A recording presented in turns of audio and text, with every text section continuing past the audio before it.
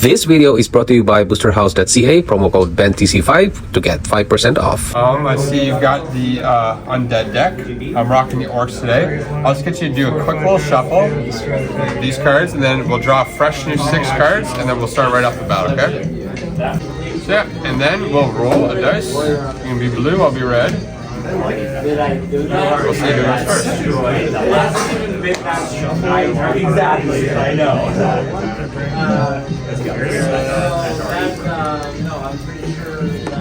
Four.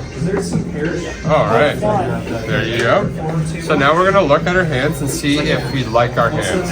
I'm going to tell you right now, I am not keeping mine. I don't have a single warrior in my hand.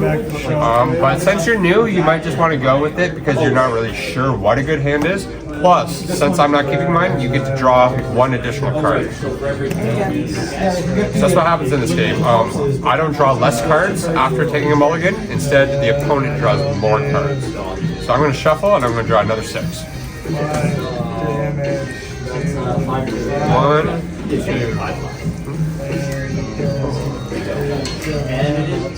Alright, this is playable. You took your extra card. Alright, so now we're going to start off. Basic turn structure, we're going to do your countdown phase. Everything with a countdown on it will now tick down 1. Your only card with a countdown on it right now is your Veil. So your Veil is going to go from a Veil count of 3 down to 2. So you move that die. That's the end of your countdown phase. That'll now be your reinforced phase. You're going first, so unfortunately you don't get to draw a card because you get to go first. We'll skip past that. This is the war phase. Now, you can conscript 1 warrior per turn, which are like your creatures. You can play a unified card to help yourself on your turn, or you can play a face-down fortified card to play against me on my turn. So 1 warrior per turn, unified cards help you on your turn, fortified cards go against me on my turn. So I'd basically start by playing a warrior.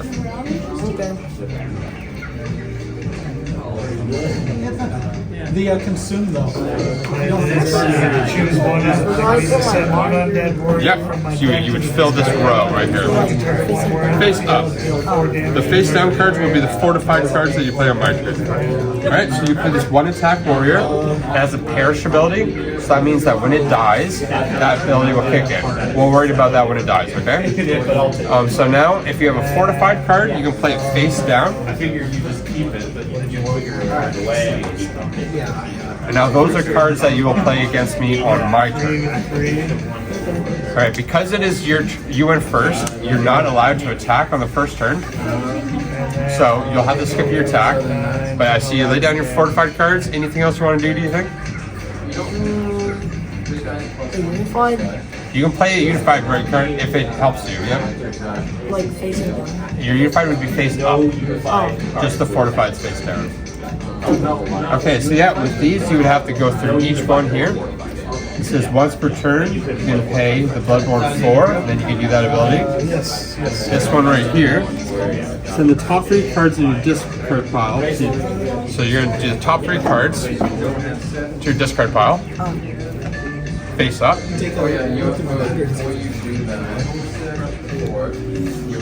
And now, we target 1 face-up unified card on the field for each grim card that was sent there. Discard and destroy the targeted card. Unfortunately, I don't have any face-up cards, so it doesn't really matter. But a thing that your undead card wants to do is constantly fill the discard pile, because it likes bringing things back from the dead. So this will be resolved. Go there. Does this have any abilities? Oh, this is the exact same one. So you'll do top 3 cards. So 1, 2, 3. Right? Now you're going to make your discard pile even bigger. Read each of them though, because they might have something that they do to feel It's gonna happen. Alright, so now you have a big old discard pile. I'll tell you right now, there's probably some abilities in there that will matter. This is the first time you've ever played this game, so we're going to keep it kind of simple for you, okay? Otherwise, this is a lot of reading the first time you sit down. Alright, so that was a pretty good first turn. I want to move on to me. I would now do my Veil down to 2. I draw a card because I'm going second. Now it's my all-out war phase. So I will start by conscripting this 2 warrior. So it's a warrior with 2 attack. I will play face down fortified card, and I'll play another face down fortified card.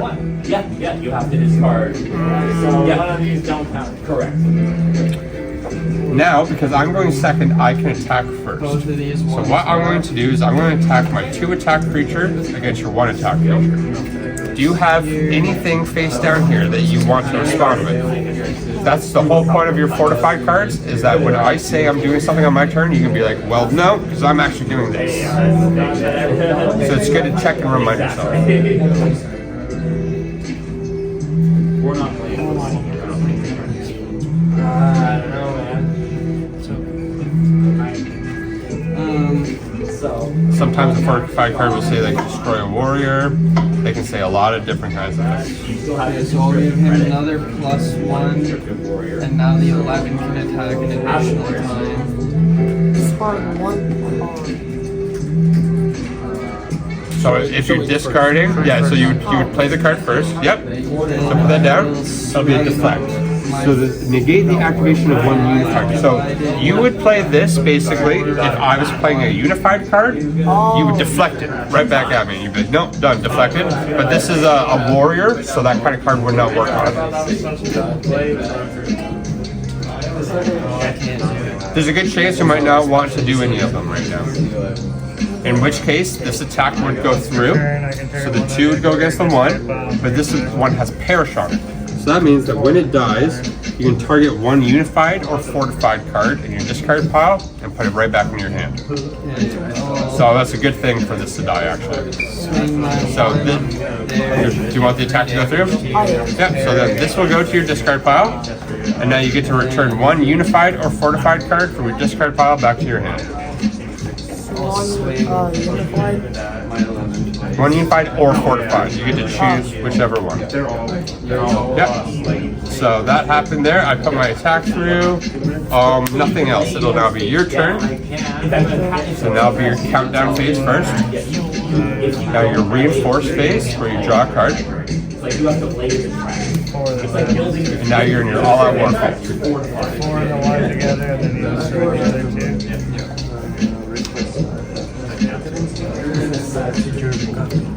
I'm just going to peek out my fortified cards here, just so I can remind myself what I can do in your turn.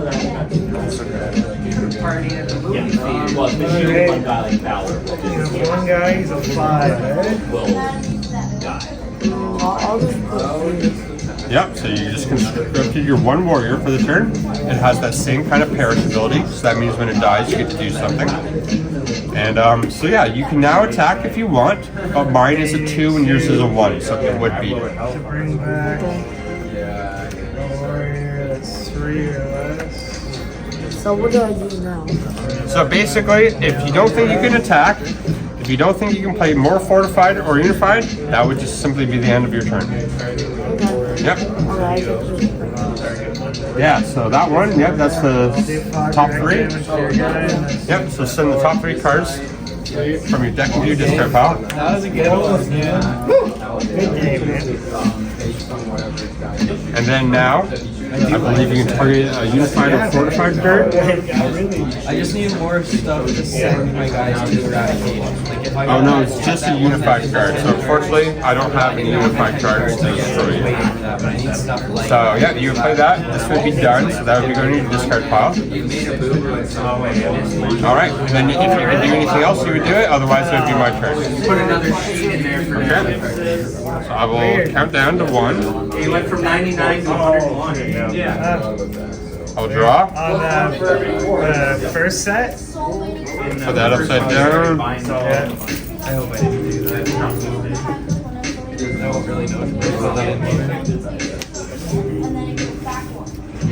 This says no, and I can. I'm going to script my Orc Warrior for the turn. It says Plunder, which means I can draw a card from the middle of my deck. Pair, like, you play that in response. I will play a unified card that is Bloodborne 15. All you can do is lay them down. So I'm going to take 15 to my Warlord. And now, this is interesting. If your Orc Guardian is Viserion, oh no. For the remainder of the game, each time Shrine Orc-Bane Bloodmane destroys an opponent's warrior by battle, I also deal 3 damage to your Warlord. So every time my Warlord takes out one of your warriors, it's also damaging your Warlord. So this is going to be like a little spell underneath my Warlord here. And I will attack your 1 with my 2. Do you have anything you can respond with there?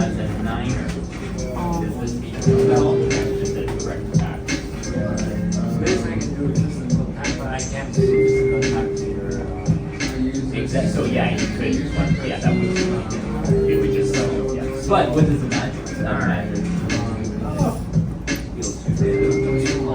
So you could do that. Alright, so then this will die. This has a perishability. Target one Grim Undead Warrior with attack 2 or less. So you can find an Undead Warrior with attack 2 or less from your discard pile, and you can bring that back to your hand. Or is it to the battlefield? Oh, you revive it to your side of the field. So anything with an attack with 2 or less. So literally the only way to play it is go down 5. Yeah,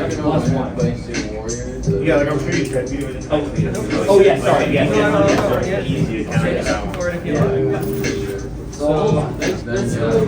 I have my doubles in here. Look at this.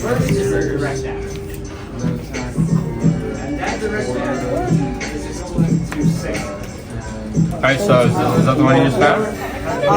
Yeah. Okay, so it would go onto the battlefield, and then this would go to your discard pile. Yep.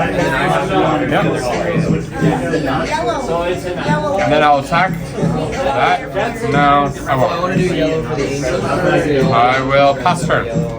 I thought about it. So now you're I going thought to about do your it, countdown. I couldn't find orange. And what happens when this hits 0 is this is going to pierce your veil. So I keep mine in a clear sleeve just so I can flip it over. But what you would do is you would flip the card over here. Anything in the binders is amazing. Now you would activate this ability right here. myself placing in the high warriors is not good. Oh, the Grim Princess. Well, at first I was like, I got a couple of the prints. I'm going to search for it. I'll stick to the direct down. So I can double check that for you. I can probably tell you what it does. So like sacrifice too. Alright. Yeah, so you would target me, and then I would have to sacrifice 2 cards on my side of the field. So what I'm going to do is sacrifice these 2 cards. Yeah, not Get rid of those. just grab. Alright, that happened. Grab them, and now I have to put a card out the whole game. Yeah, the cooldown for your special ability. Do I get See anything in there you like? Yeah, did you not draw yet? No, so draw. Yep. one card? Yep. Yeah, I'll do it. Oh, that one again, eh? Yeah, so that's the 3 cards. On the top of your library to your graveyard.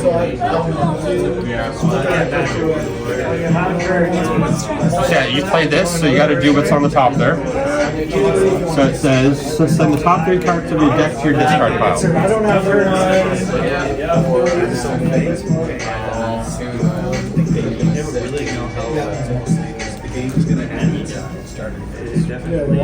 What you would. And then I put this. Yep, because you played it then. So you have no cards in your hand anymore? No. Okay. So you're working with what you got on the battlefield right now. Okay. So I try and like attack you. You have a 1 there, so technically you could get through. You could trade off with this one here, but this one would eat up your little one. So yeah. Okay, so I'm going to activate this in response. Bloodborne 3. So I'm going to go to 18.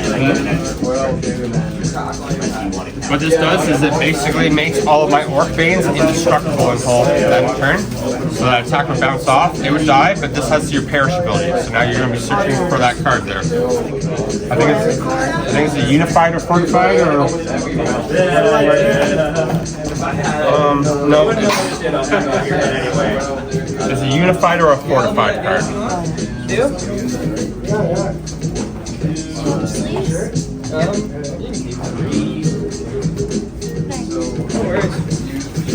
Thank you.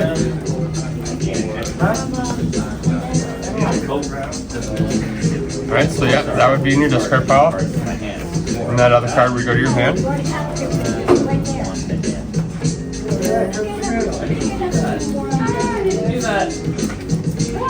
It's still your turn.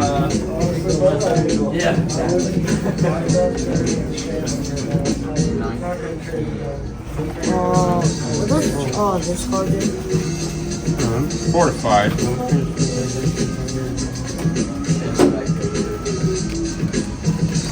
So basically you would play this over here, and what that means is instead of targeting any of these cards, I would have to take care of that card first.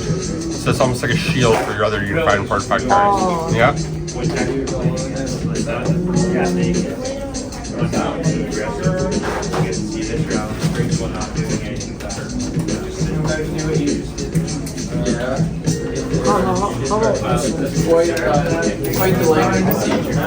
One per turn, you pick one from the board, target one warrior in the field, send the top 2 cards of your deck to the discard pile, destroying target your warrior. So yeah, you can use that to take Bloodborne 4 to just destroy one of my warriors.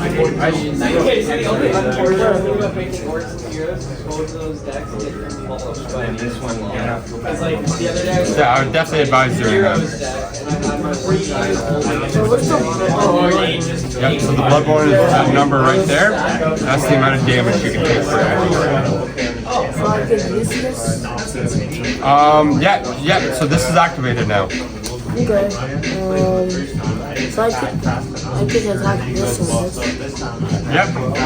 But you can also destroy something first. So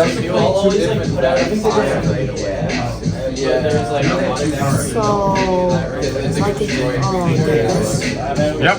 Yep, so now you have to pay the 4 Bloodborne, so you're going to mark that with a die or something. Yep. And then I put this to the Yep. Okay, so I guess it's Alright, I'm going to do one more turn, and then I think I have to start setting up my sword, but we're going to see if I can do any damage to you. Oh, I got another. So what would happen is my Veil would pierce. So +2 attack to all Orc Warriors that are currently on your side of the field. Unfortunately, that's just one. So this one gets a little bit bigger. I would conscript this one. Then I'm going to pay Bloodborne 6. I'm going to go to 24. To play Cry for Bloodlust. And I'm going to bestow +3 attack to all Orc Warriors I currently control until end of turn. So there'll all be 3, so this is a 6. 6, I'm going to attack you for 12. So I would attack you for 12, you would end up going to 16. I would attack you for another 5, you would end up going to 21. And yeah, that's when the orcs, they start covering. So what I advise at this point, just take your deck home, read your cards. Because the first step is knowing what your cards do. The second step is knowing what your opponent's cards do. And the third step is knowing what to expect from the unknown. So yeah, I know the second you start reading your cards and knowing what each one does, this game will get easier and easier and easier to play. Plus, you got the QR code on the box that came with it. Watch that. Yeah, right there. Yeah, watch that. It's a really good breakdown. And yeah, the second you understand what your cards do, I think the game will start making a lot of sense. Alright, thanks for playing with me, buddy. Sorry we couldn't finish, but good game. Cheers.